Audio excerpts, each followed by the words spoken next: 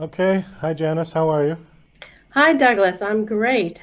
Thanks for having me today. Well, thank you for coming on the show. It's nice to see you and your giant book cover behind you there. Yeah, wonderful. So, your book is called The Unlocked Path. And is this your first published novel or have you done others? This is my debut historical fiction for the Unlocked Path. So, the first, but hopefully, certainly not the last. Okay, well, I guess I always ask this question of authors when they debut a novel. Why did you decide to write a book? So it wasn't my intent. I wasn't one of those authors that have, dreamed for years that I would be an author. I actually discovered a story that I felt needed to be told.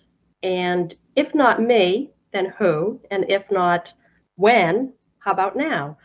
So I discovered the story and the history of the Women's Medical College of Pennsylvania through some genealogy research and found out that my great great grandfather was one of the original founders of that school in 1850. And immediately, once I discovered that and went down a rabbit hole of lots of other research and found these incredibly brave and determined women who wanted to enter medicine, at a time when male schools weren't admitting them and people were mistrustful of thinking women could do the job. So I really felt a kinship to them. I went to a women's college myself and felt like their stories needed to be told. So I was empty nester. The kids were out of college and flown and grown. So while working full time, I did decide I needed a new hobby and got into the genealogy research and then the novel writing. Why do you think there was always a gender split between doctor and nurse? Because in those days, all women were nurses. There were no male nurses, right? Oh, sure. I mean, certainly, Florence Nightingale, we all know Florence Nightingale's start of the nursing professions, more of a professional occupation. But it was really the idea that women weren't able to have the intellect to go through the rigorous study that medical school demanded. And even though certainly nurses tend to patients with gore and blood, there would be a lot more expected of a doctor in that department. And so the idea of, the gentle and fragile feminine nature couldn't, withstand watching a surgery or anything like that. So it was a long time in coming for sure, although women have been doctoring for millennia between midwifery and Sure. herbalists and Yeah. all. So, it was more that accredited degree that was going to make the difference. So the school that you discuss in your book, this was a medical school for women only. Correct. It was the first school for women, again, founded in 1850 by many forward thinking men and some women in Philadelphia. There went on to be some other women's schools as well, one formed in New York and one formed in Boston. Although Women's Medical of Pennsylvania was the longest running, 125 years they existed as a female only school until they admitted a few male students in 1970 and then eventually merged with Drexel University in Philadelphia only as recently as 2002. How did you find out about this story?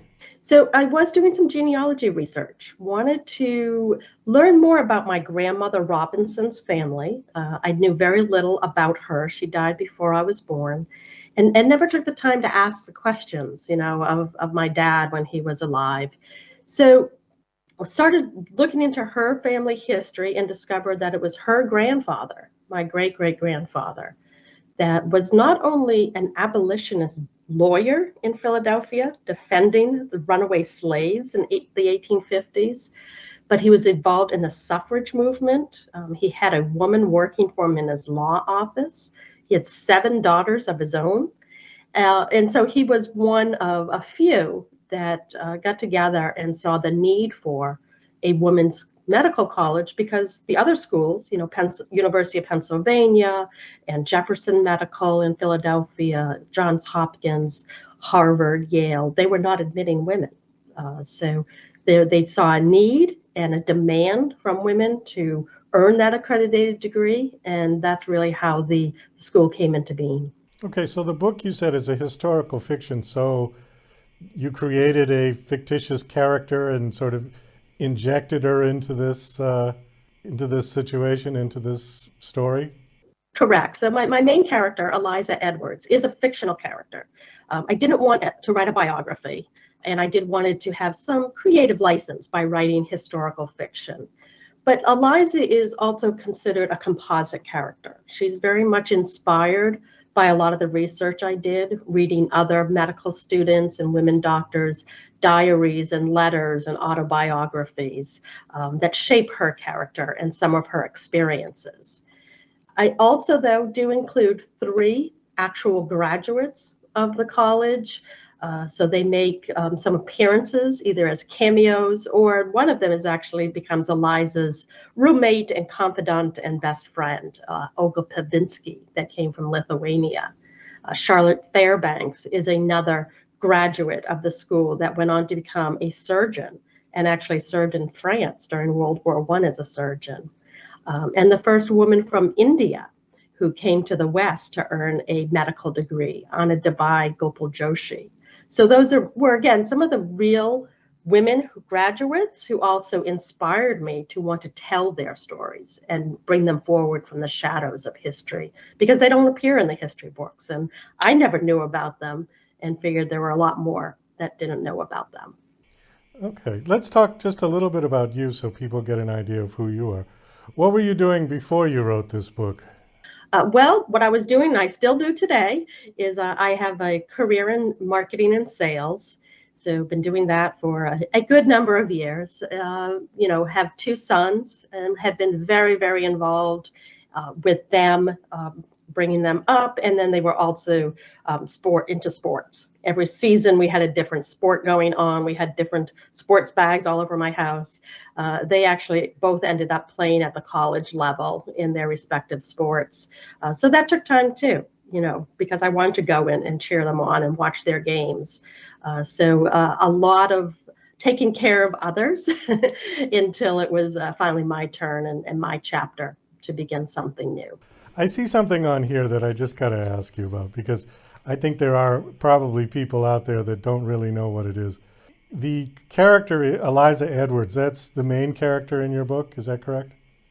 Yes. Okay, I'm just going to read this line. It says, Eliza rejects her mother's wishes for a society debut. Okay, that's something that I haven't heard in a long time. Will you explain what that is for people that don't know what it is?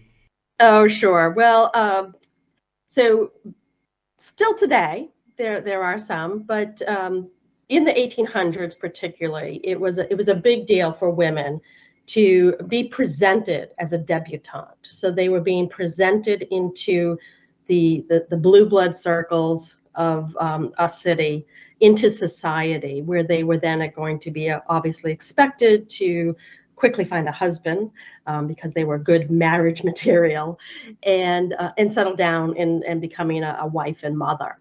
So Eliza lives in a well-to-do family. She's brought up in a well-to-do family with connections. And so her mother, at 18, her mother is expecting that she will get her invitation to make her debut and follow that path. But Eliza has some other ideas of what she wants out of her life. It sounds like the debut was almost just a high society marriage market. Well, yes, the girls are paraded around in white dresses. Right, So, and the prospective men go, yeah. right. Yeah. Yeah. If any fans of Downton Abbey, would have seen, some of those debuts being made. I think there's one of the cousins or something. So, very much it came from the British nobility. And Jackie Bouvier Kennedy Onassis, of course, she was a debutante, in New York in the 1950s. So that's where they've got a lot of more notoriety around her too. You said that still goes on. It actually still goes on? It does, yes. Wow. Okay. Yeah. I thought that would have died in the 1960s.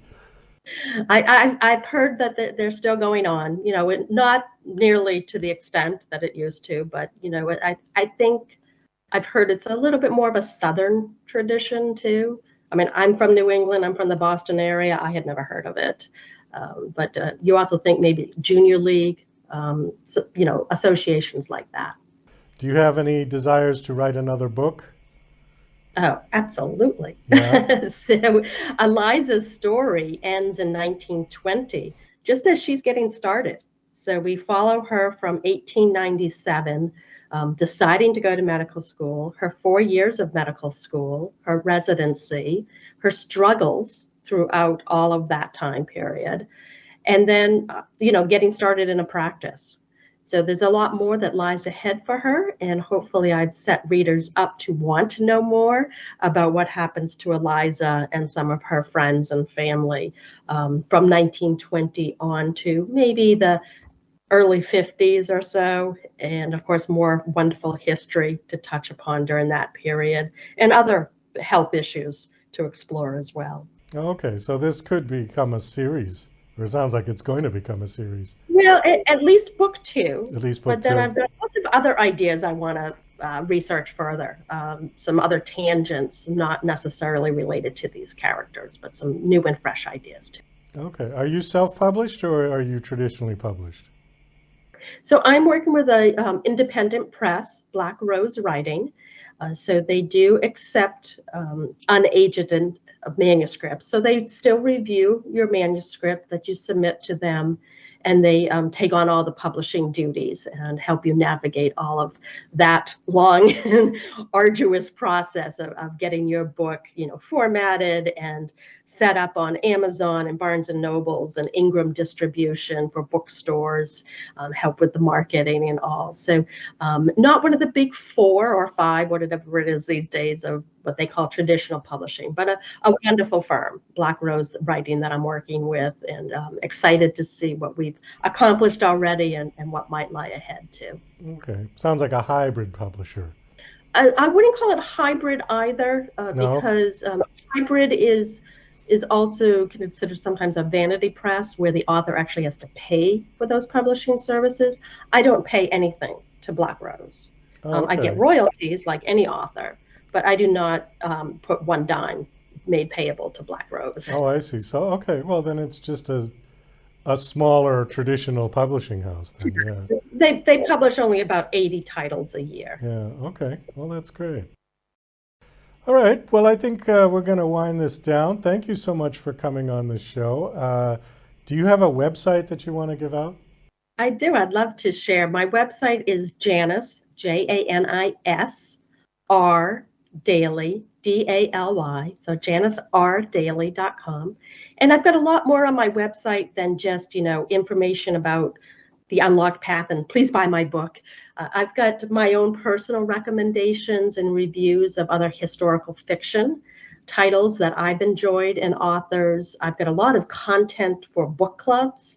Book clubs are going to love the Unlocked Path. So I've got reader discussion questions and recipes from the book, from different meal items, and meet the characters synopsis. So a lot more than just information on the Unlocked Path, and people can even sign up for my monthly newsletter there too. Okay, great. Well, Janis, it was nice meeting you, and best of luck. The book is out now, right? It is out. We've been out for just about 3 weeks. Within the first week, I just have to share, we hit #1 for new releases of U.S. historical fiction on Kindle on August 30th. So that's was great. Cool. Well, congratulations on that. And best of luck with the book, and hopefully there'll be a book 2, and we'll be excited to see that. Thank you for coming on the show. Thank you, Douglas.